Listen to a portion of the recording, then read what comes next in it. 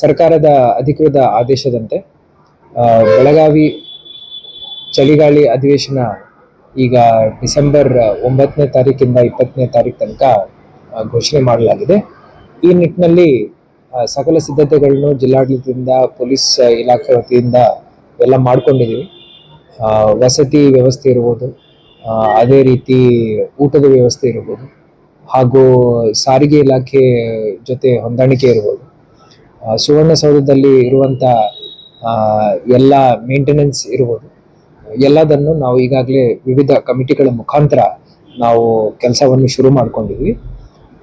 ಈ ಸತಿನೂ ಪ್ರತಿ ವರ್ಷ ಥರ ಯಾವುದೇ ತೊಂದರೆ ಆಗದಂತೆ ಬಹಳ ಸಕ್ಸಸ್ಫುಲ್ ಆಗಿ ನಾವು ಅಧಿವೇಶನ ನಡೆಸ್ತೀವಂತ ನನಗೆ ನಂಬಿಕೆ ಇದೆ.